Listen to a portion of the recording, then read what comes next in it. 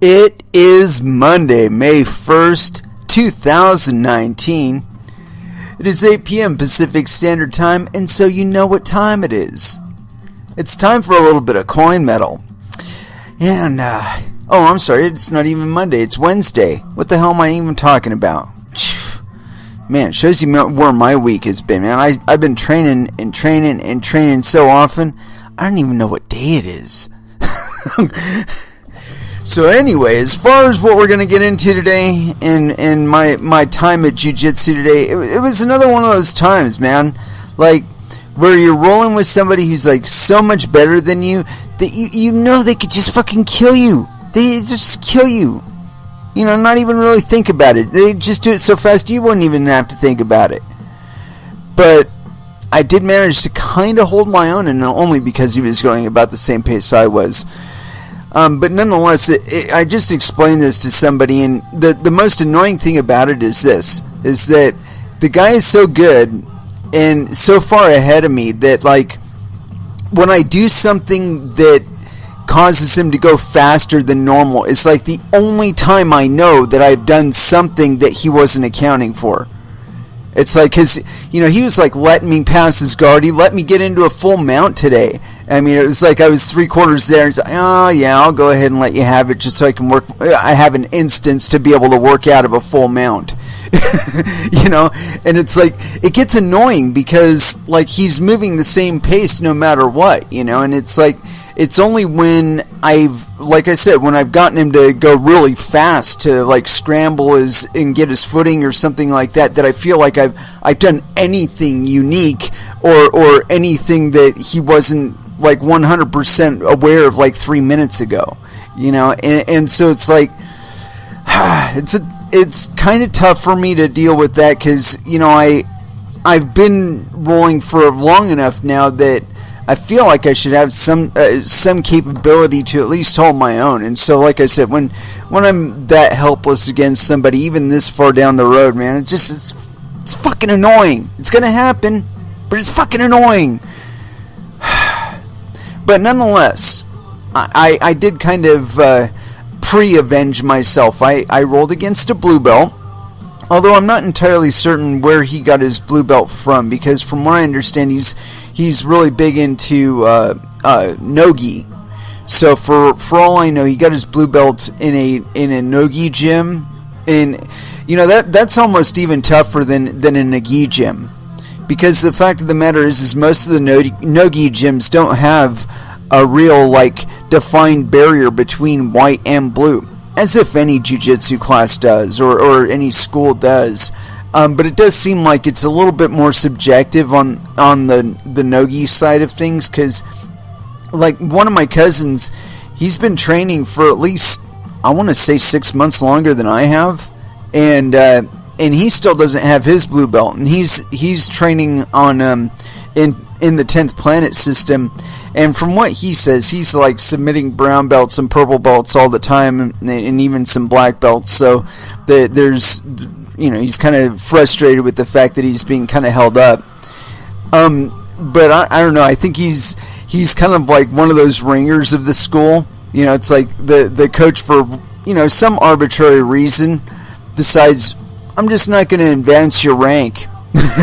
You know, I'm gonna go ahead and throw you into the competition circuit as a purple belt posing as a white belt, and we'll see what kind of fireworks happen. You know, see what kind of repute that gets my gym. But you know, that can backfire too. Knowing the gym that he comes from, though, it's not all that likely. They are some hardworking motherfuckers there. They're putting up pictures all the time from their 5 a.m. class, and I'm just like, I struggle to make 6 a.m. class, and these guys are in there an hour earlier, so they got to have something on the ball over there.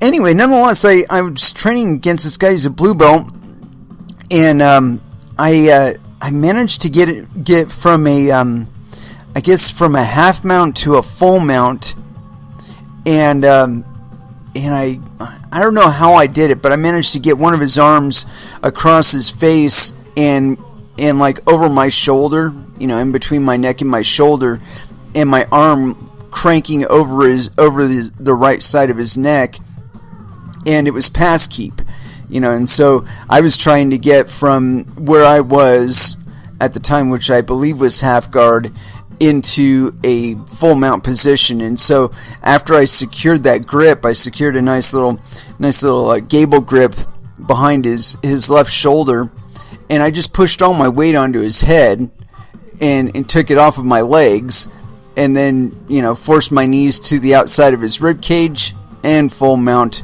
did ensue. But unfortunately, he sprung a leak. I don't know if it was I scratched him or his gi rubbed him a little hard when I had his arm smashed against his head or something.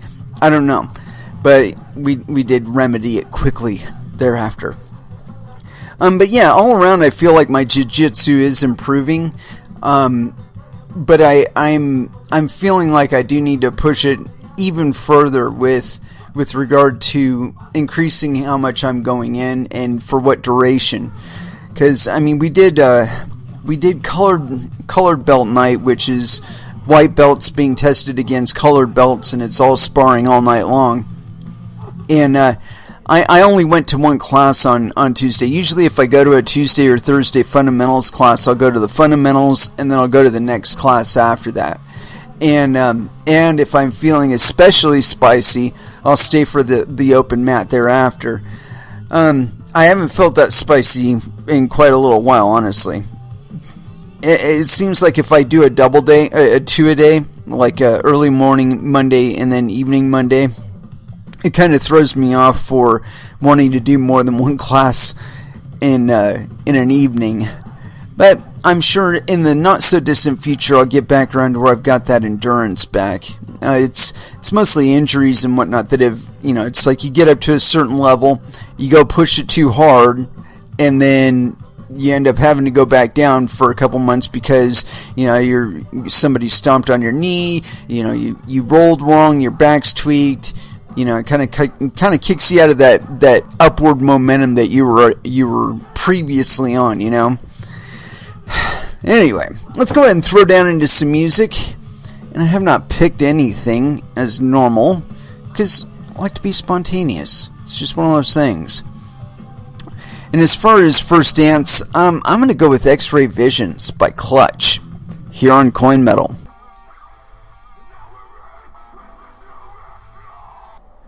And that was Within the Ruins with Elite. And I know I typically go on seven songs on my music breaks, but I think I'm going to cut that down a little bit just because, I don't know, I'm feeling the need to kind of break out of the mold and work the rhythm a little, see where it takes us. Anyway, as far as what we're going to get into tonight,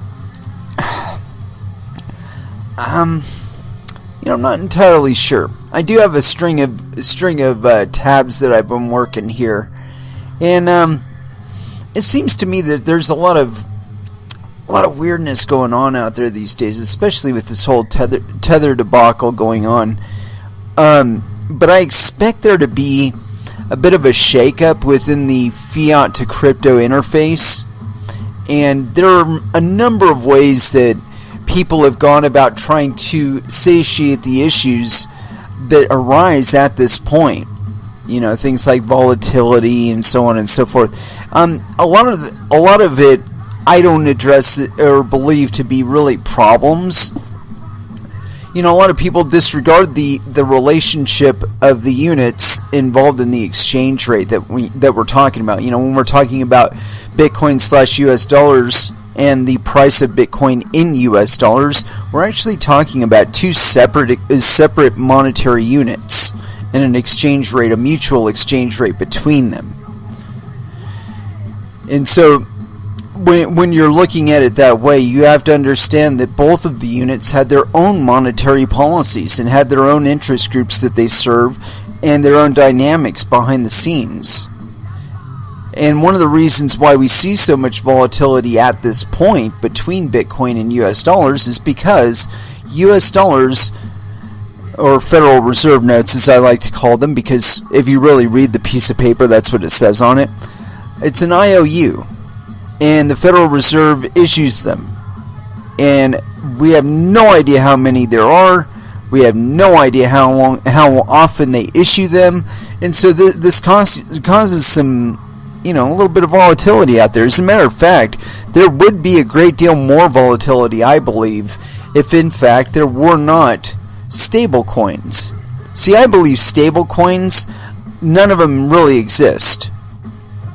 I don't believe any of them are liquid. I believe all of them are insolvent. And that the way that they work is that the issuer is determining the price of Bitcoin by the valuation that they give against their unit. And so, Gemini issuing their own GUSD, I mean, why doesn't anybody look at that as a conflict of interest? They're exchanging something that's traded globally for something that they themselves create. And I don't give a fuck about what mechanism they're using. I guarantee you, they are determining that exchange rate to their advantage 100% of the time. They are sucking value out of Bitcoin and into their wallets all of the time. That's what they are for. That is what stable coins are for. Because the fact of the matter is, you go down there to California, they're paying $5 a gallon for gasoline. And why is that? It's because oil is a finite commodity. It only comes out of the ground so fast. And sure, production is coming online, but production is also going offline too. And so when there's less production than there is demand, or there's a lower production than demand sees fit, the price goes up. And we're seeing kind of a dissymmetry between the market signals for Bitcoin and the greater market at large. We're seeing where oil is going up in value, but Bitcoin is still not really doing all that much. And I think one of the things that's different now is that there's a lot more people have cryptocurrency in their hands, and also the pool of interest has been kind of diluted. Where we've got a lot more coins out available now than we did previously. And so that could explain a little bit of the asymmetry we're experiencing with regard to transaction fees and the valuation of Bitcoin versus the US dollar and all that.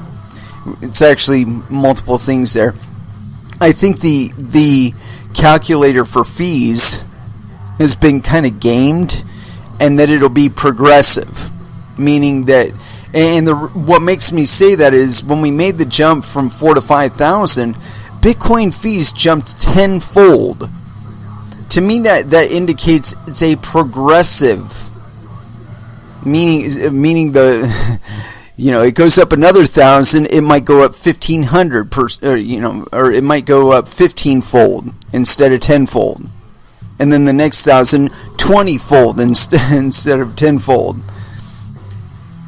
I don't think it's a linear graph. I think it's progressive. And so I think that when people talk about Bitcoin at like $450,000, you can't imagine what the fucking transaction fees will be by then. But I can guarantee you, they will be way too high for you to be initiating and terminating your own fucking payment channels. Guarantee it. Anyway, let's get into this thing. I got this first article on Bitcoin Warrior, and I want to check and verify that it didn't come from somewhere else, because they usually do that. Let's see, does this come from... No, doesn't look like... Oh, wait a minute. Some sort of conference that I wanted to refer to or talk about. Let me see if I can get actual, information here. About... We'll follow this one up with their about here. But anyway, let's go on with this article. It's on BitcoinWarrior.com, authored 5/2, so May 2nd, 2019, apparently by time travelers. Bankers meet Bitcoiners. For the first time, a Bitcoin conference is bringing together advocates and critics. Senior decision makers must be equipped with unbiased information and gain a comprehensive perspective about Bitcoin to stay ahead of the curve. That's according to Daniel Wingen, who, in partnership with Braham LB and Fidelity Digital Assets, is bringing together Bitcoin researchers, investors, bankers, executives, economists, and academics to have an in-depth debate on the technical and economic benefits and risks of Bitcoin. Wingen, the founder of the Munich-based Bitcoin consultancy DW Innovate, said, quote, "After more than 10 years, Bitcoin is still around, and the signals that indicate Bitcoin is here to stay are only getting stronger. Since Bitcoin's inception in 2009, the network has expanded exponentially with growing global user base, an increasing number of developers, and numerous applications built on top of the Bitcoin protocol by startups as well as established companies. As Bitcoin continues to mature, so does the necessity for decision makers to gain a solid understanding of it." Yeah, whatever. Jürgen Michaels, chief economist at Baynard LB, said, quote, we all need to understand the potential impact of Bitcoin on our clients and our own businesses. And we need to know how to set up the infrastructure that might eventually be required. It's time for the C-suite to study Bitcoin and understand if, when, and how to take action. In other words, to take it away from you. Continuing. While some say Bitcoin will fundamentally change how money works, others have condemned it, using all kinds of pejorative terms. With many open questions about Bitcoin's future, business leaders must now go deeper than superficial mainstream information. The best solution is to systematically weigh the information on both sides and understand what the leading experts think. Of course, finding and researching unbiased information is time-consuming. The Value of Bitcoin VOB conference brings together industry experts from all sides to present their positive vision as well as criticism of Bitcoin to enable participants to formulate their own opinions. And for more details on the VOB conference, here, blah, blah, blah. And so, yeah, the biggest problem that I have with these is that they're infrastructure groupings that are trying to develop in a project that was meant specifically for the public to participate in. So you've got this hierarchy wanting to develop positions of hierarchy in this new system. The problem I see with that is, and we've seen it systemically in cryptocurrencies, is that all of this shit is dependent upon the work and investment of free individuals. And of course there are companies involved in mining and whatnot, but there are a number of free individuals involved in it too. And this is what gives Bitcoin value. So if you take those individuals out, they will no longer value Bitcoin, and then Bitcoin will lose its value. You see how that goes? You have to have participants in order for it to have value. Now, we haven't had this relationship with money before, at least not in the modern age. We've had it previously when currency was just that, currency.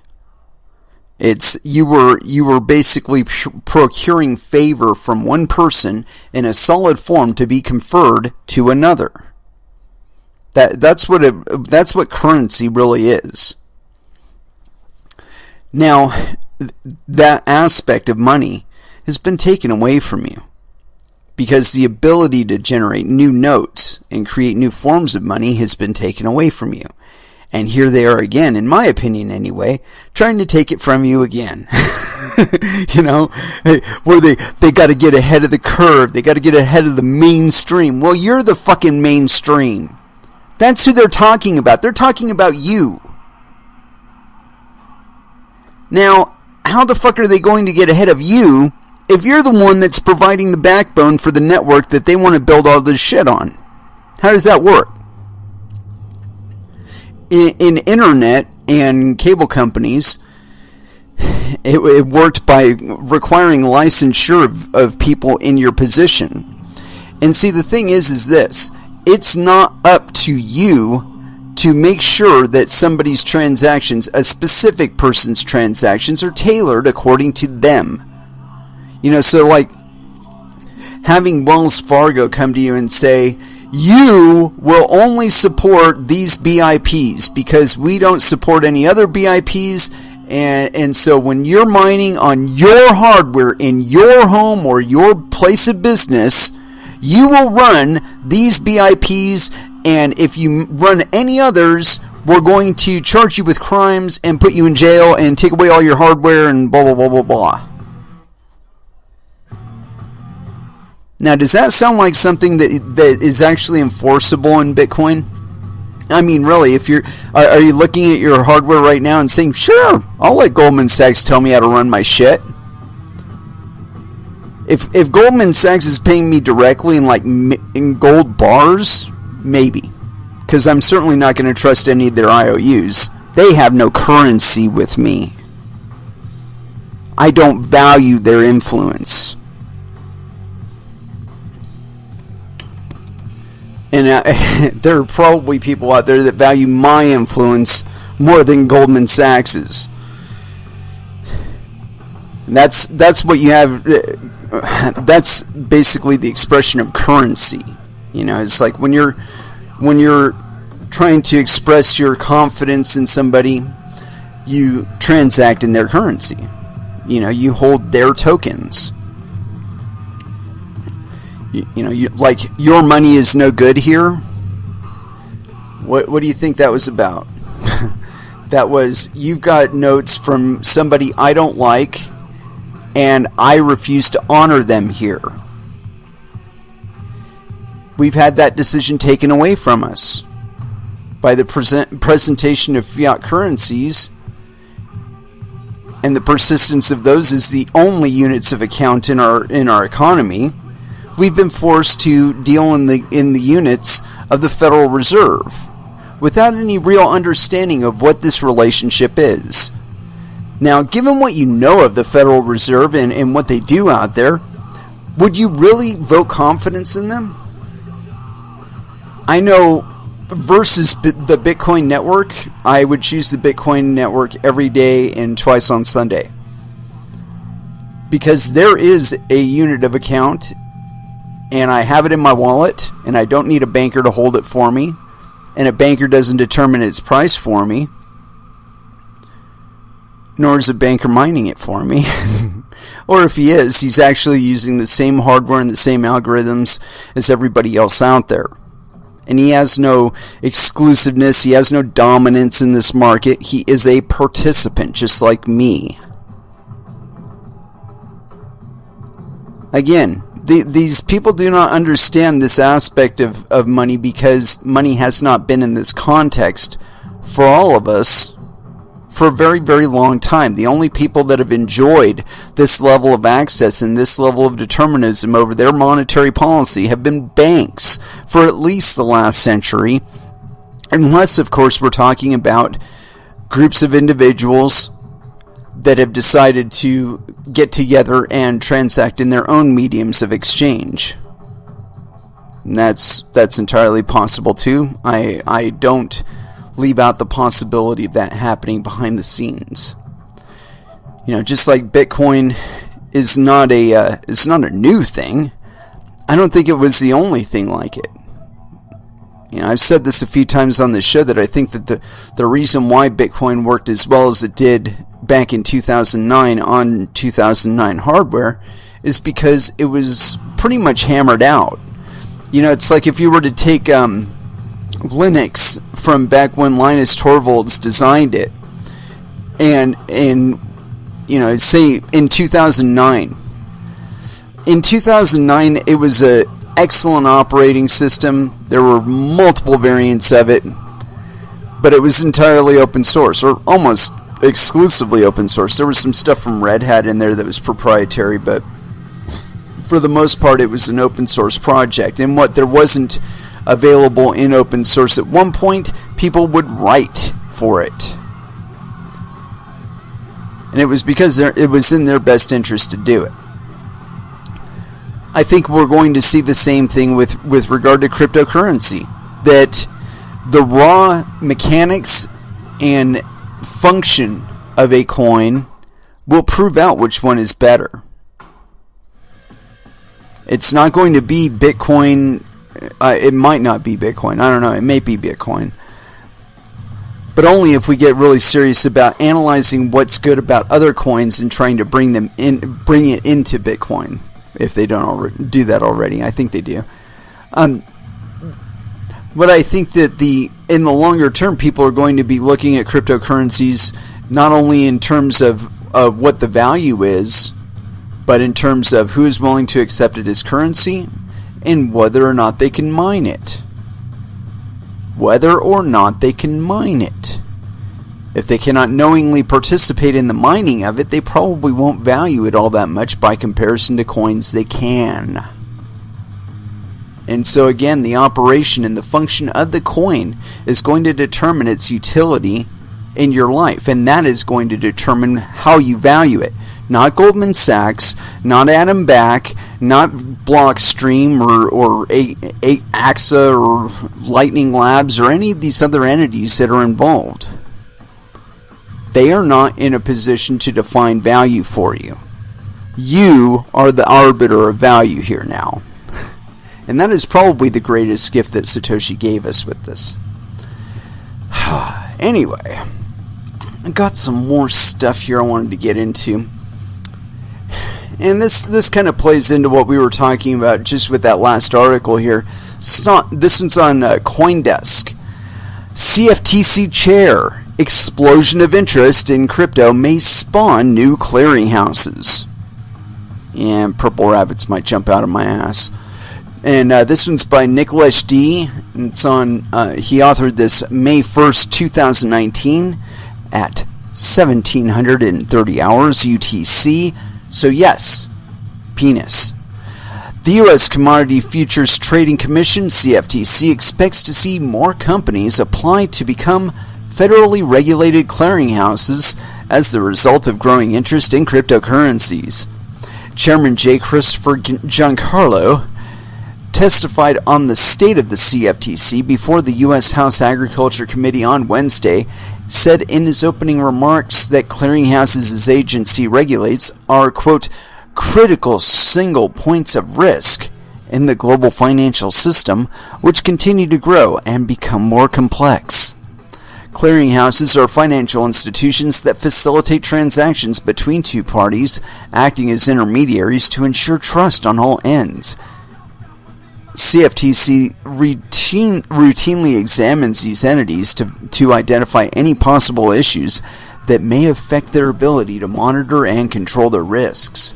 Giancarlo told lawmakers, quote, the importance of these examinations to overall financial stability are all increasing. The agency regulates a number of registered clearinghouses within the U.S., as well as 6 located overseas, and has exempted 4 foreign clearinghouses. This number will grow, Giancarlo said, especially with the introduction of crypto futures. He added, quote, the Commission anticipates new applications for clearinghouses registration resulting from the explosion of interest in cryptocurrencies, an area in which protection of the cryptocurrencies will be one of the highest risks. God, this guy is so fucking stupid. Crypto derivatives provider LedgerX operates as a clearinghouse already, while platforms like ErisX and Bakkt are still waiting for the CFTC to approve their applications to become derivatives clearing organizations, DCOs, which is a necessary designation to operate as clearinghouses. Market intel. Giancarlo also addressed Lab CFTC, the regulator's fintech research group, created to keep up with changing technology. During his remarks, the chairman highlighted blockchain and cryptocurrencies as 2 aspects of, quote, rapidly changing markets and technological developments. you know what? I really wish I was there, so I could have stood up and said, what the fuck are you talking about with blockchain? I want to know, when you say that fucking word, what are you talking about? Do you even know? Continuing on, Labs CFTC was able to help the regulator anticipate some of this development and what an appropriate regulatory response might be, he said. In particular, the CFTC has been able to independently analyze market data, quote, without being reliant on self-regulatory organizations and market intermediaries, he said. Moreover, the CFTC was able to, quote, determine the value of technological innovations, he said, citing, quote, crypto asset-based futures products as an example. CME and CBOE both announced they were launching cash-settled Bitcoin futures products at the end of 2017. Eurus, LedgerX, SeedCX, and Intercontinental Exchanges Backed all plan to offer physically settled Bitcoin futures and forwards once they've achieved the necessary regulatory approvals. Oh, God. So much. Let's go back a step, because this is just fucking gold. Oh, where is it here? Routinely examines will identify possible issues that may involve ability, control risks. John Coral, the importance of examining influence. No, wrong. Acting as intermediate. Clearinghouses are financial institutions that facilitate transactions between two parties acting as intermediaries to ensure trust on all ends. Okay, right there. Here it is.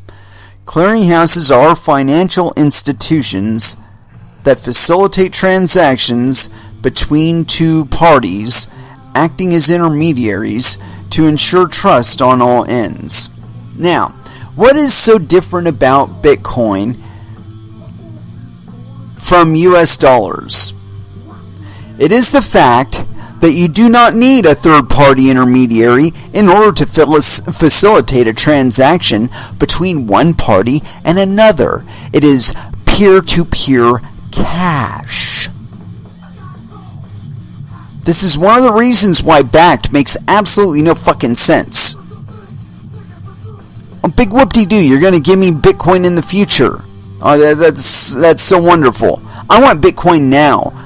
So what I'm going to do is I'm going to get my wallet out, my Bitcoin wallet, and I'm going to go find somebody that's willing to sell me some Bitcoin.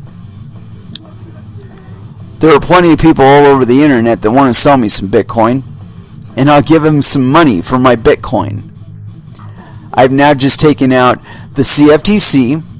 I've just taken out whatever intermediaries and clearinghouses.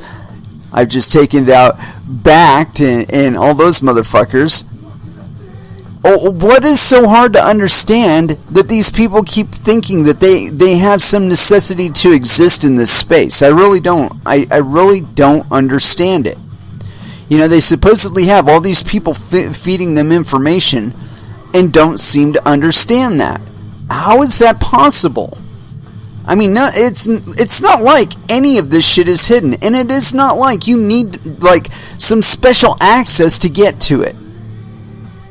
A Google search to find out everything you think about, all the things you don't know about Bitcoin. You know, say it. What is Bitcoin? How does Bitcoin work? Say those things to Google. Type them into Google and hit enter. You might be up for a few days, but you will have a much better understanding of it afterward. Shit, you might even be mining by then. But the point being that it's not like we're in this situation where only the bankers know how shit operates, and so we have to trust them, but you know, we have to have oversight because we can't 100% trust them, and so we have to monitor them. Give me a fucking break. There isn't a single one of them that has their network exposed like the Bitcoin network is. I mean, really, how much more transparency do you need? You can see every transaction happening on the network. How much more transparency do you need? What other tools, what other monitoring tools do you need that isn't enough for you? I think this is, again, there's no need for trust here. You can tell all of the codes that everybody's running. You go to one of these one of the mining pools and you check out which BIPs they're supporting. You can look them up on GitHub to tell what exactly those BIPs do and what the functions are, and then you can go ahead and look at the transactions with that much more information and say, oh, this transaction is going from this entity to this entity, and it's to facilitate this type of transaction that'll close in approximately a month, and blah, blah, blah. You can tell all of that shit. We don't need Giancarlo. We don't need any of the clearinghouses that he intends to regulate. So yeah, I think he's blowing smoke up his own ass. Anyway, let's go ahead and throw back down into some music, because with shorter music breaks comes more of them.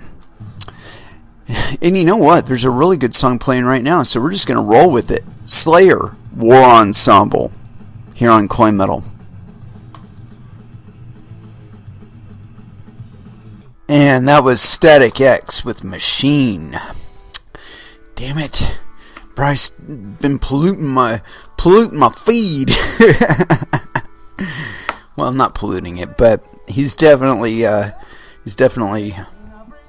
railing on some people out there. Anywho, as far as what we're going to get into for the rest of this, we've been kind of going down a little bit of a specific path. My apologies for coughing in your ear there. And I followed this meetup that they're supposed to go to the VOB just a little bit further, and here's their mission. Their mission is to enable a dialogue about Bitcoin. Dude, go to crypto Twitter. We do it all day long. It's fucking dialogue. It's no monologues there. Just a lot of dialogue. Anyway, continuing. The VOB is a dialogue event that brings together skeptics, advocates, entrepreneurs, and inquisitive decision makers. It is a platform to discuss the potential benefits and pitfalls of Bitcoin. The goal is to get comprehensive understanding and enable all attendees to make well-informed decisions about Bitcoin related to their profession. No blockchain, tangle, crypto, altcoin, fork, DLT, ICO, TGE, STO, etc. Oh wow, so apparently they're not talking about anything but Bitcoin.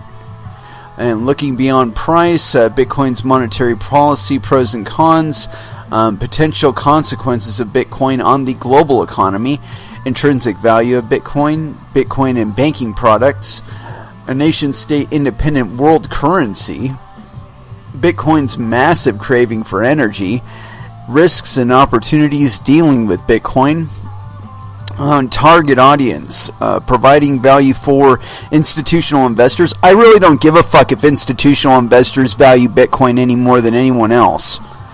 2. Family offices, banks, fintechs, corporate executives. I don't give a fuck if they value any of it either. Politicians, not them either. Top level decision makers. Here's the thing. Bitcoin provides value for everybody. So the idea that it needs to provide some specific value or confer some specific value or influence or anything like that to these specific people is bullshit. It's not supposed to value you any more or any less than anyone else on this planet.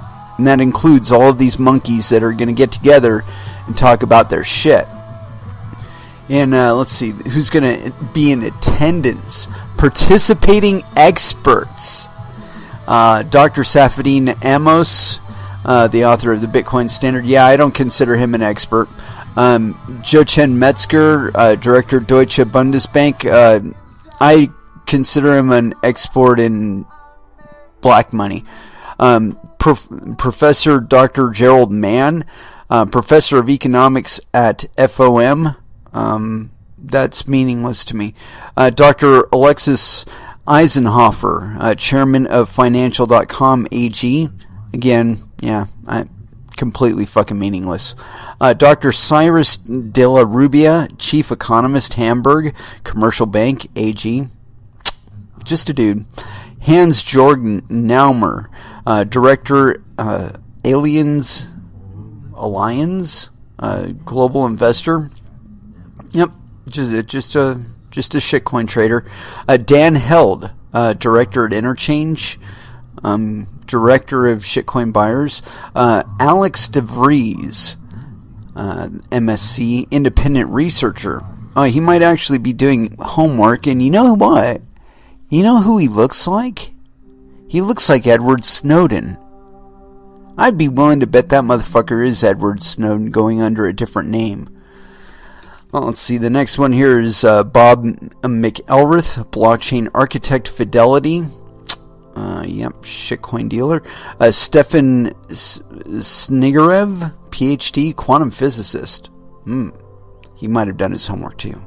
The next one is Jareg Hermansdorf, systems architect. Again, guy probably did his homework. And last one is Michael Rauchs, lead researcher, CCAF, Cambridge. Now, I just wanted to point out that all of these people, they have like some job and some credibility in some institution. But if the institution isn't like mining Bitcoin, I really don't care what they have to say. And I know that sounds like really arrogant or whatever, but the fact of the matter is these people have as much power over Bitcoin as a 14-year-old in Uzbekistan.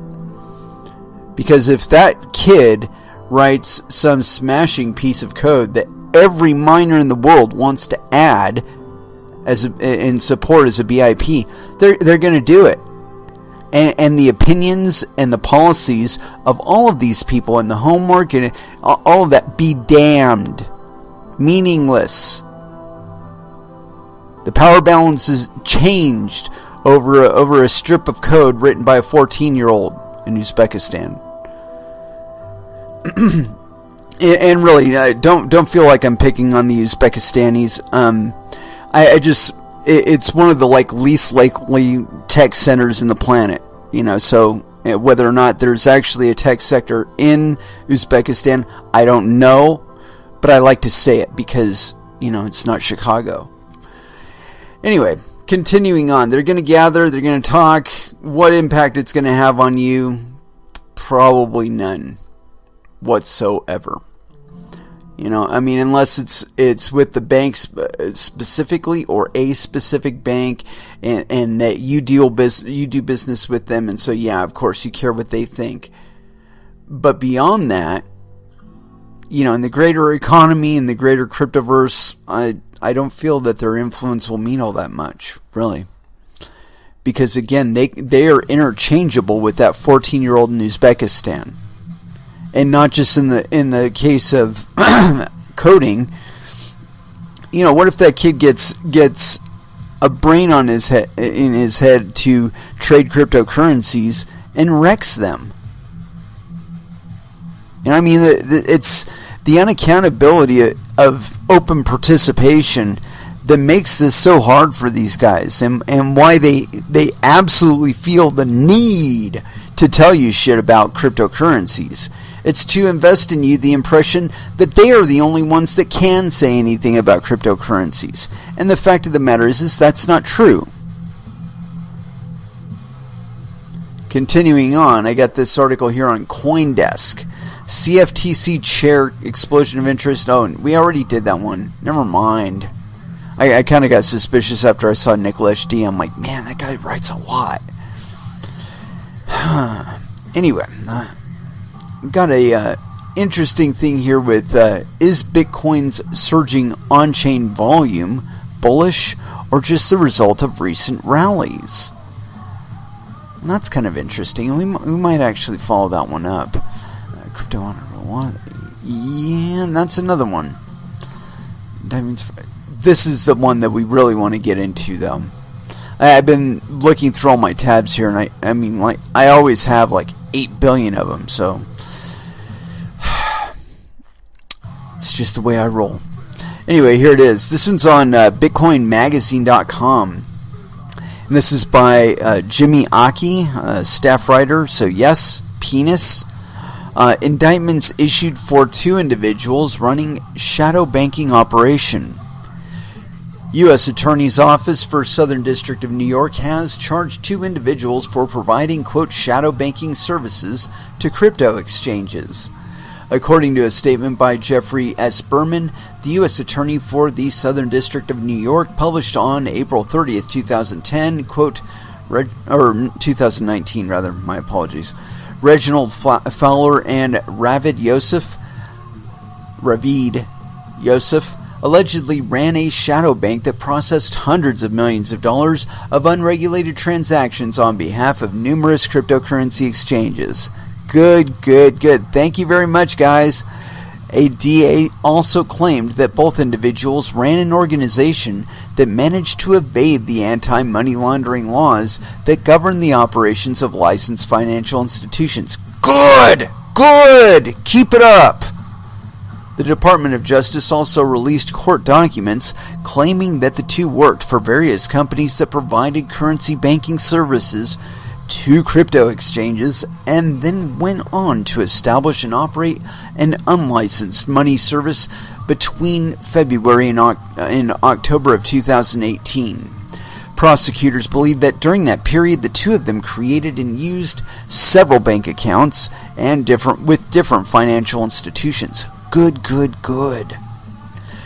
To get the banks to open these accounts, Fowler and Yosef were said to have made several misleading statements to the banks claiming that their accounts would be used to conduct, quote, real estate transactions, while actually using them to transmit funds for cryptocurrency-related money transmitting agency. To cover up the nature of their business, they allegedly went on to falsify electronic wire payment instructions as well. An investigation into the business, which was conducted by the U.S. Internal Revenue Service, IRS, and the FBI, discovered that the suspects operated 2 bank accounts under the company name Global Trading Solutions LLC with HSBC Bank USA and HSBC Securities USA Pershing LLC. Yeah, well, I don't care, and it's probably going to continue, and there's probably going to be a lot more of it. That's it. I guess the problem that I'm having here is that if banks would just be banks, rather than ratting out their customers, none of this would have been necessary. Meaning that these 2 individuals could have run a bank and given HSBC plenty of business and paid them plenty of fees, but no, we've got to make sure that everybody's paying the IRS every cent of money owed, according to the IRS. Well, the fact of the matter is that most people in crypto don't even report their taxes, or report their income on their taxes.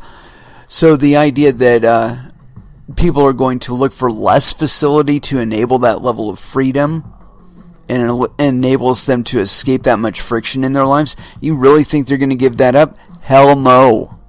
They'll probably create something themselves. And I mean, it's like this. The more you fuck with it, the more dangerous shit is going to get. That's all there is to it. And it's going to continue to get dangerous until you just stay the fuck out of our way. I mean, I'm sorry, but that's the fact.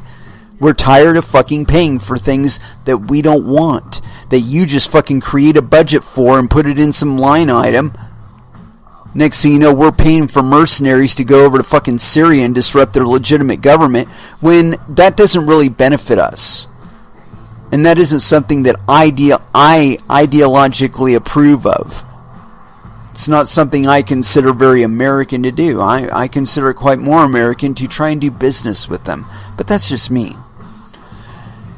Nonetheless, I should be able to express my desire to engage in such activities by determining whether or not I want to fund them.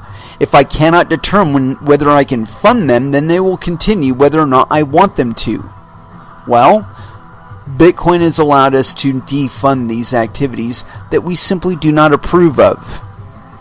And I'm sorry, that's going to hurt some people's feelings, but it's the truth. And I mean, we can whinge and we can complain and we can monitor and we can try and imprison, but it's not going to stop people from doing it. Because the freedom and the amount of money that we save by doing it is going to, it provides more incentive than the threat of maybe getting caught. Maybe somebody holding you to account. And, you know, the ridiculousness of being held to account is made ever more so obvious when we hear about entities like Wells Fargo or HSBC or any of these other guys committing massive frauds. And these are regulated entities. Your regulation did not do shit to protect the public. Didn't do anything back in the 80s with the S&L crisis. Didn't do anything in the early 2000s, and didn't do anything again in 2009. So what's the likelihood that it's going to do jack shit in the future? Pretty fucking low. So rather than worrying about it, we're just kind of continuing on without you. And that's another thing that I wanted to point out about this whole meeting, the VOB meeting, is that whatever those people actually decide, they'll only be deciding it for themselves and what entities they can impact. The entities that they can't impact will not only continue to operate, but will proliferate. Because the means will have been proven viable by their lack of ability to impact them. Anyway, I wanted to check this thing out because I saw something about the Canadians making some sort of adjustment with regard to their mining policies, or cryptocurrency mining. And so I wanted to give this a little bit of attention here. This is on BitcoinMagazine.com by Jesse Williams. Going by the picture, no penis. This is authored May 1st, 2019 at 5:24 p.m. EST. Canadian provinces compete for attention of Bitcoin mining businesses. In Canada, individual provinces are responsible for energy issues, and their interest in Bitcoin mining is growing, as several provincial governments have already offered low-cost energy incentives to attract mining operations to their provinces. Quebec, the largest Canadian province, wants in on the action and has overruled its energy provider Hydro-Quebec's request for a rate increase for Bitcoin businesses, in order to allow Bitcoin miners to have the same hydro rate as the largest industrial customers.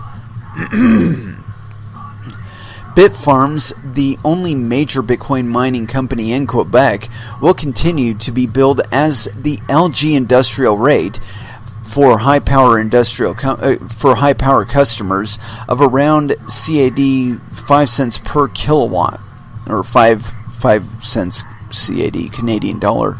Bitfarms founder and president Pierre-Luc Quimper told Bitcoin Magazine, quote, "This decision helps to secure our long-term operations in Quebec as we enter a new era of operational growth. We are excited to continue our collaboration with Hydro-Quebec, municipal energy distributors, and municipalities." Quimper added, quote, "With green hydroelectricity at a competitive price, innovative universities, and this recent decision by Energy Board that clearly supports the industry, Quebec has all the ingredients to become a blockchain hub." No, a cryptocurrency hub, dude. The Energy Board decision ordered Hydro-Quebec to set aside an extra 300 megawatts for the crypto industry on top of 368 megawatts already committed, and rolled back Hydro-Quebec's plan to make crypto businesses compete in an auction. As with some other parts of Canada, the cool climate and abundant hydroelectric power make Quebec a natural fit for Bitcoin mining. Bitfarms operates one of the largest vertically integrated mining operations in North America and has 4 computing centers computing, not competing, centers located in different locations in Quebec.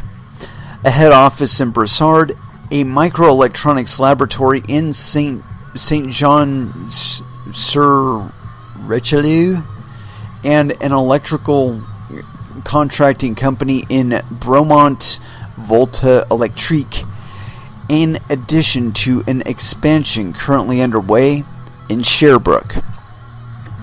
The company told us they have built 35 megawatts of capacity, with another 125 megawatts in their pipeline, and I have approximately 220 petahashes of installed hash power. The new Sherbrooke facility will add another 30 megawatts to their capacity. Wes Fullard, CEO of Bitfarms, told us, quote, "The LG rate remains one of the most competitive in North America and will allow Bitfarms to continue its expansion into Quebec, particularly Phase 1 and Phase 2 of our new modern computing center within the municipality of Sherbrooke. A sustainable approach to mining." On their website, Bitfarms emphasizes the importance of green, sustainable energy use, saying, quote, "We prioritize this sustainable approach just as much as a healthy bottom line." Bitfarms President Pierre-Luc Quimper was an active participant in government energy hearings held in summer and fall of 2018, and has been a leader in proposing green energy solutions, including long shedding agreements during peak consumption periods. The company is also working on a project evaluation grid to determine hydro use and economic spin-offs. Johan Hamel, a Bitcoin technology consultant with the Montreal Economic Institute and founder of Academy Bitcoin, told Bitcoin Magazine, quote, "The decision of Quebec Energy Board is a major victory for Bitcoin miners in Quebec, but also for Bitcoin in general. It's a clear demonstration that Bitcoin-related businesses are operating within the scope of the law of the land." He pointed out that initially Hydro-Quebec was in favor of accommodating the demand of large-scale mining operations, but they reversed course when the situation got political. Quote, "The former provincial government, defeated in October of 2018, imposed a decree forcing the Bitcoin industry to accept a 300% rate increase and a potential price auction for future energy block allocation. This ruling is promising because it legitimizes the Bitcoin mining industry on a national scale." No. Reacting to the Hydro-Quebec announcement, Francis Koolaid, a Quebec native and Bitcoin entrepreneur, expressed his disappointment with the previous government. Quote, "If Quebec had kept electricity rates low for Bitcoin miners 5 years ago, with clear regs/guarantees, it's the now, we'd currently be the top 3 Bitcoin producers and perhaps the top exporter of Bitcoins worldwide. With gas, hydro, and cold, Canada is poised to become the Bitcoin El Dorado." Not really, dude. You have also the matter of mining equipment, and the fact that you're having to try and keep up with China, who is also expanding their renewable electricity capacity. So yeah, solar, all that other stuff. I do see this as a good move. I don't really care about compliance. I do see that Canada will probably end up being more an unofficial provider of Bitcoin and other cryptocurrencies in the not so distant future, meaning that people that have land that they can introduce some hydroelectric facility to, that they will, and simply stay off the grid with it. And, of course, hook up their Bitcoin miners to it. Anyway, we were talking about custodians primarily and a little bit about lawmakers. And so, it kind of ties together on the regulatory aspect. But I kind of ran out of stuff I wanted to talk about right there. Oh. Yeah, no, not Blockstream. Dash miners. Oh, well, yeah, dash miners. We've been talking about mining. And, it's funny is the one thing that always gets me about people that adhere to CSW's word is that he talks about cryptocurrency in a very monocular perspective. And the problem with that is that it disregards everything that's happened since about 2012 with the introduction of the first altcoins. I want to say like Namecoin or something like that. But it seems to me that he talks about it in this monocular perspective. Like, he just doesn't understand that there are other options available, and that if Bitcoin should ever become too corrosive or toxic to deal with, that people would just use other cryptocurrencies instead. And so this one I've got here, it's Dash miners set personal best, record highest ever hash rate, topping November's petahashes. And this is by BitcoinExchangeGuideNews.com.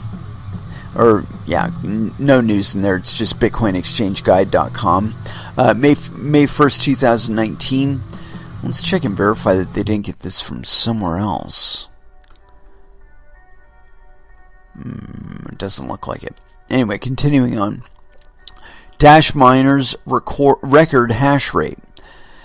CryptoVest describes Dash in its Dash Mining Guide as, quote, an open-source peer-to-peer decentralized digital cash that is heavily focused on the payment industry. The cryptocurrency can be mined, and as the platform webpage explains, the process involves, quote, specialized computers and solving, quote, extremely difficult math problems. If miners provide the correct solution to a problem, they receive the right to add a new block to the blockchain. Upon verification that the problem was solved correctly, the new block is added and the miner is rewarded with Dash currency. Crypto Briefing released an article recently indicating that according to BitInfo charts, quote, the hashing power used to secure the Dash blockchain has just hit record numbers, and that the data from the chart indicates, quote, that the total hash rate clocked at 3.2385 petahashes on April 19th of this year, beating November's record of 3.237 petahashes. On April 29th, 2019, Dash confirmed the all-time high. The post adds that the hash rate has proven to remain strong over the years, even with significant market downturns. It also takes the position that the higher hash rate is due to an increase in mining power on the network, which reduces the total amount of Dash that each miner is rewarded. In addition, the hash rate can be expected to grow during price increases, where a reduced Dash reward per individual miner is equal to or more than it was before, or when the hardware allows for a higher hash rate to be attained at a lower cost. It continues that in general, though, the hash rate has remained relatively stable and has increased as well, despite the decline in price of Dash of about 95% over this period. Yeah, so Dash apparently picking up some miners, and I don't consider it surprising, and I do expect it to continue. You know, the fact of them, oh wow, they're at $115.50. I'll tell you what, the last time I used Dash, it wasn't that high.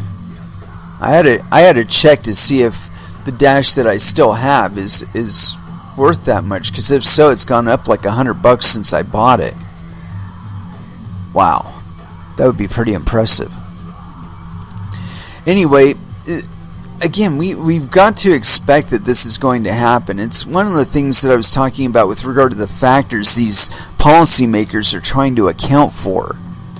You know, the fact of the matter is that the landscape is changing, and changing so quickly and in so many different ways that they cannot possibly account for it. All they can really afford to do is pay attention to their own shit and make sure they aren't getting wrecked. I mean, that's pretty much about it. Yeah. Let's see here. I'm looking up some stuff on here to see if I can find any more stuff that I wanted to talk about on this. Techstars alumni, blah, blah, blah. You know what? I'm going to go ahead and throw down into some music. Just give me an opportunity to rebuild, recoup, all that business. This one might be a tad longer because I think I need to make some coffee. Coffee!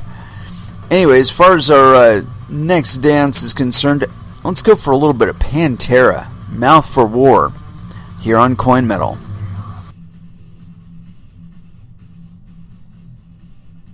And that was Metallica with Orion. Yeah, I did intend to be a little shorter on my music breaks, but, you know, coffee just... The need for coffee just came up. And so, you know, gotta supply the caffeine, man. Yeah. And, of course, there is a shelf life on coffee. I just want to let you know that.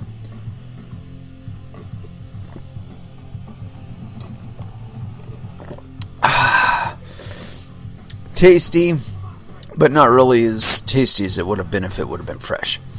Anyway, I was hunting down something because of this article here, and we haven't read a white paper on this show in a very long time. So I'm going to go through this article really quick, give us kind of like a preface, and then we're going to dive into the white paper of it. Hopefully, we got enough time.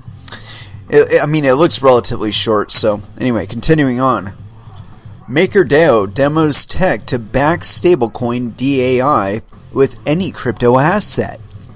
And this is by Christine Kim, May 1st, 2019, 2005 UTC. So no penis. Christine Kim. Borrowers of US dollar pegged stablecoin DAI will soon be able to back their loans in any number of cryptocurrencies, at least if a new web portal is ultimately implemented. On a weekly community call organized by the MakerDAO Foundation, the non-profit entity that funds the development of the programmatic lending software that issues DAI tokens, product coordinator Chris Bradbury walked users through what the new webpage would look like and how the tool will function for users. At present, over $300 million worth of the cryptocurrency Ether is locked in smart contracts on Ethereum to back DAI dollar valuation. This accounts for nearly 2% of all existing ETH in circulation. The implication of the demo then is, instead of users staking only Ethereum, they will soon be able to stake virtually any other token or coin that's approved by MakerDAO token holders. This list of acceptable DAI collateral, like other decisions impacting the wider MakerDAO lending protocol, will move through a voting process in coming months before the mainnet launch of multi-collateral DAI, as stated in the MakerDAO Foundation blog post. So it is not clear at this time which assets will be approved. Testing for the upgrade has been ongoing since September on the Ethernet testnet Kovan. Now, work on a new web portal for users to loan out multi-collateral DAI is also underway. This portal, like the one currently available for single collateral DAI, will give users a simple interface to make out a DAI loan, also called a collateralized debt position, CDP, from the MakerDAO system. It will also act as a dashboard for users to see what loans they have taken out from the MakerDAO system and what types of collateral have been staked. Most notably, in the new CDP portal, any cryptocurrency wallet can be used to pay back loan debt. It does not have to be a specific user's designated crypto wallet. All CDPs, Bradbury explained, will have their own designated public webpage that anyone can connect to and pay down outstanding debt for. This will ensure that users, no matter where they are or what wallets they have access to, can still manage loan deposits from virtually anywhere in the world. Bradbury added during today's call that the CDP portal will also be a, quote, a lot more mobile responsive than the previous portal, giving users the flexibility of managing or tracking their CDPs more easily on their cellular devices or smartphones. Quote, "It's still super early," said Bradbury during today's call. Quote, "We've only been working at this for about 4 to 6 weeks. We're keen on feedback." Yeah, I think that's kind of goofy. Well, I mean, I guess they're going to offer you the ability to loan out your own cryptocurrency through them. Anyway, I don't really understand the utility of the stablecoin DAO or DAI or whatever the fuck it is, MakerDAO.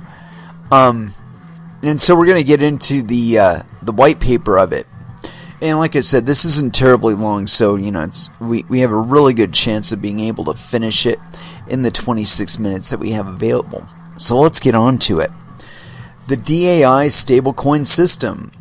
And I'll tell you what, if this thing doesn't live up to some expectations, I am going to be bailing out of it early. Overview of the DAI stablecoin system. Popular digital assets such as Bitcoin and Ether are too volatile to be used as everyday currency. The value of a Bitcoin often experiences large fluctuations, rising or falling by as much as 25% in a single day, and occasionally over 300% in a month.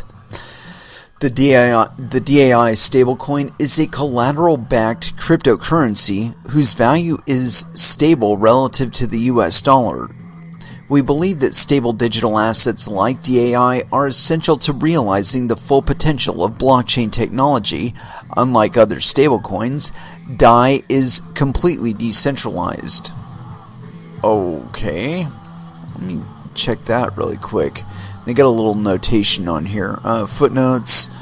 A decentralized cryptocurrency is a cryptocurrency which exists without the authority of a centralized entity. The primary feature of decentralized cryptocurrency is censorship resistance. Until the group that runs the DAI or whatever the fuck, the DAO, decides that they want to change a protocol thing in here, and that gets all fucked up. Users can obtain DAI by buying it from brokers or exchanges. DAI holders can utilize a special mechanic known as the DAI savings rate to earn a steady low-risk return on their holdings. Maker is a smart contract platform on Ethereum that backs and stabilizes the value of DAI through a dynamic system of collateralized debt positions, autonomous feedback mechanisms, and appropriately incentivized external actors. Maker enables anyone to leverage their Ethereum assets to generate DAI on the Maker platform. Once generated, DAI can be used in the same manner as any other cryptocurrency. It can be freely sent to others, used as payments for goods or services, or held as long-term savings. Importantly, the generation of DAI also creates the components needed for a robust decentralized lending platform. Collateralized debt position smart contracts. Anyone who has collateral assets can leverage them to generate DAI on the Maker platform through Maker's unique smart contracts known as collateralized debt positions. A collateral asset is a digital asset that the decentralized Maker governance process has input into the system. CDPs hold collateral assets deposited by a user and permit this user to generate DAI, but generating DAI also accrues debt. This debt effectively locks the deposited collateral assets inside the CDP until it is later covered by paying back an equivalent amount of DAI, at which point the owner can again withdraw their collateral. Active CDPs are always collateralized in excess, meaning that the value of the collateral is higher than the value of the debt. Okay. The CDP interaction process. Step 1. Creating the CDP and depositing collateral. The CDP user first sends a transaction to Maker to create the CDP and then sends another transaction to fund it with the amount and type of collateral that will be used to generate DAI. At this point, the CDP is considered collateralized. You know, it sounds like they're just putting a bunch of tags on a Lightning Network payment channel. Continuing. Step 2. Generating DAI from the collateralized CDP. The CDP user then sends a transaction to retrieve the amount of DAI they want from the CDP, and in return the CDP accrues an equivalent amount of debt, locking them out of access to the collateral until the outstanding debt is paid. Step 3. Paying down the debt and stability fee. When the user wants to retrieve their collateral, they have to pay down the debt in the CDP plus the stability fee, i.e. interest, that continuously accrue on the debt over time. Yeah, stability fee my ass. Yeah, that's called interest in banking, asshole. The stability fee can only be paid in Maker down or DAI if using the CDP portal UI. Once the user sends the requisite DAI and Maker to the CDP, paying down the debt and stability fee, the CDP becomes debt-free. 4. Withdrawing collateral and closing the CDP. With the debt and stability fee paid down, the CDP user can freely retrieve all or some of their collateral back to their wallet by sending a transaction to Maker.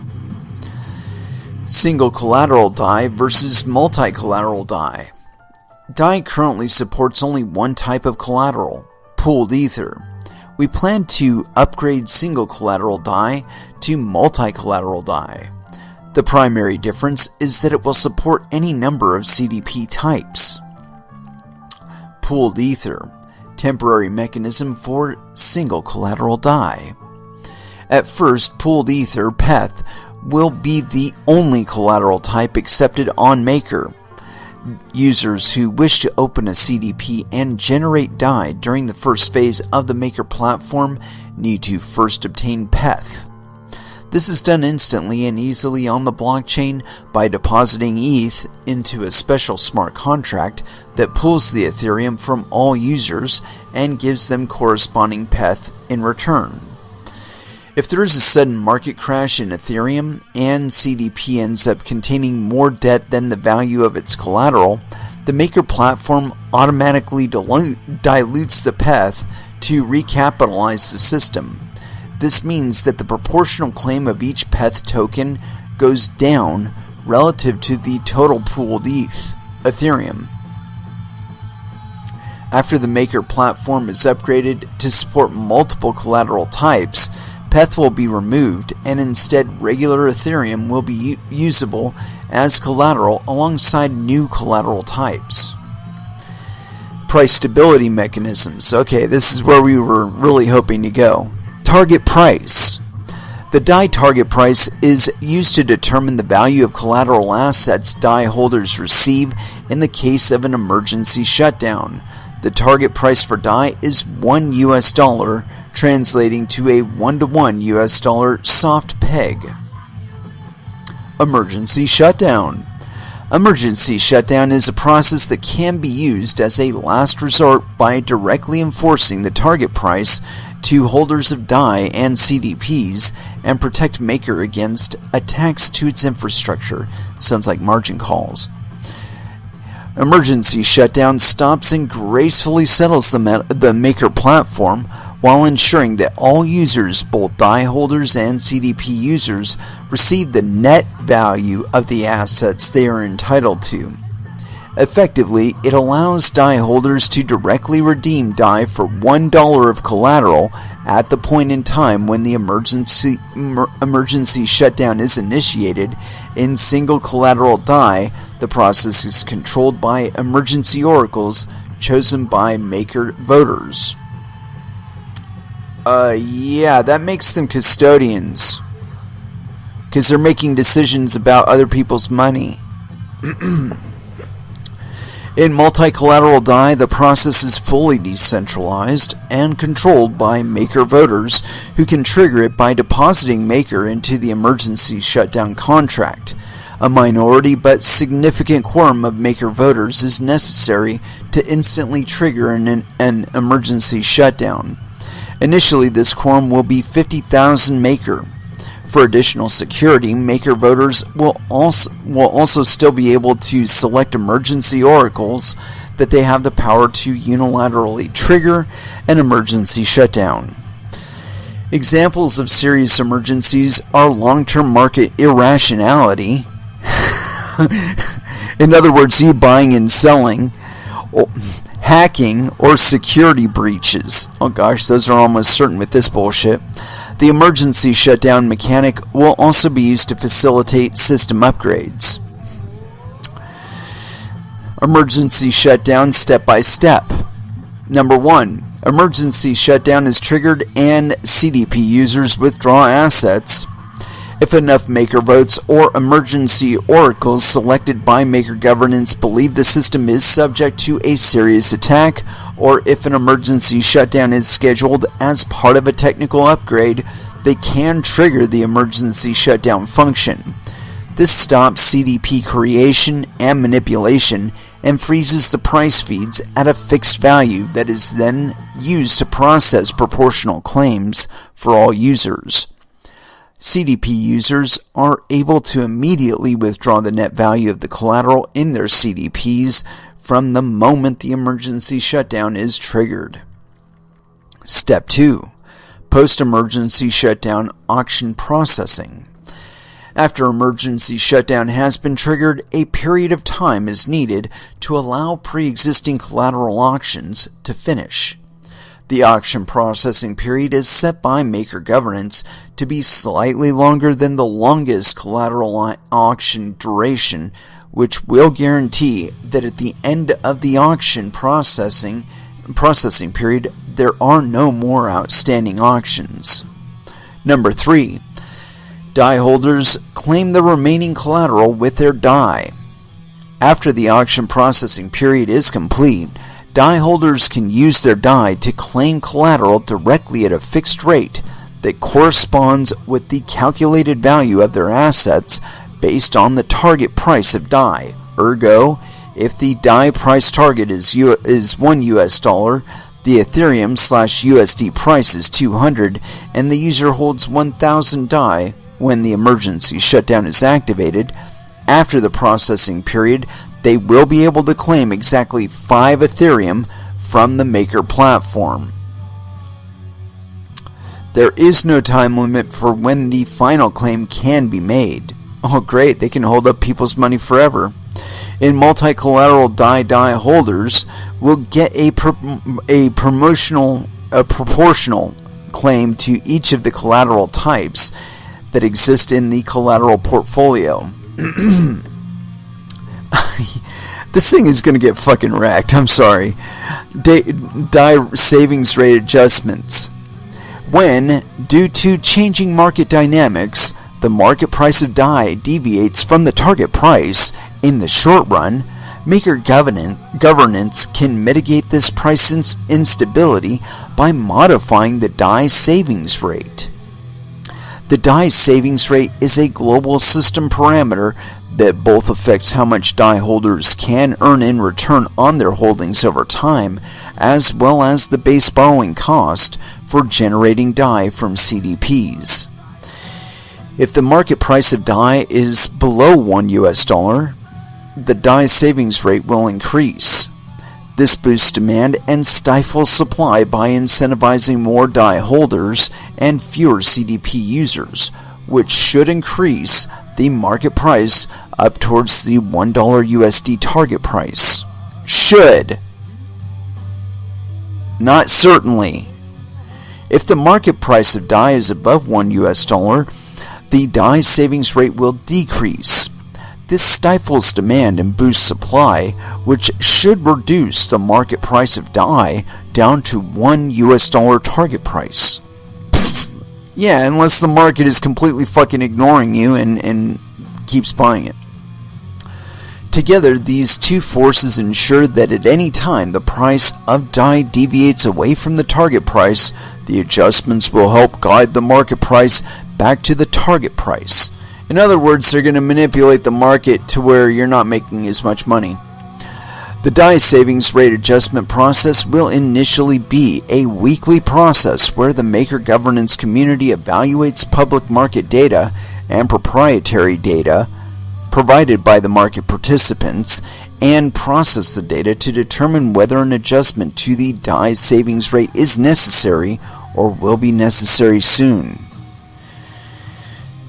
During single collateral die, the die savings rate will not be available, and instead the stability fees on CDPs will be adjusted directly to balance supply and demand and protecting the stability of die in the marketplace.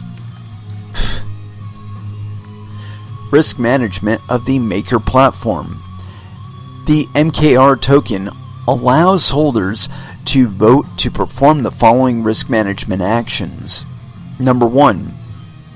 Add new CDP type. Create a new CDP type collateral asset with a unique set of risk parameters. A CDP type can either be a new type of collateral or a new set of risk parameters for existing collateral type. 2. Modify existing CDP types. In other words, bait and switch. Change the risk parameters of one or more existing CDP types that were already added. Yeah, bait and switch. 3. Modify the die savings rate. Change the die savings rate. Yeah, that's market manipulation. Choose the set of price oracles. The maker platform derives its internal prices for collateral and the market price of die from a decentralized oracle infrastructure consisting of a wide set of individual oracle nodes. MKR voters control how many nodes are in the set of trusted oracles and who those nodes are. Up to half of the oracles can be compromised or malfunction without causing a disruption to the continued safe operation of the system. 5. Choose the set of emergency oracles. Emergency shutdown is a crucial mechanic that allows the maker platform to survive attacks against the oracles or the governance process and mitigate the risk of a run on the bank. The governance process chooses a set of emergency oracles who have the ability to unilaterally trigger an emergency shutdown. And I think this one is 6 or 7. Trigger emergency shutdown. MKR voters are also able to instantly trigger emergency shutdown if enough MKR voters believe it is necessary. This is used a final defense net if the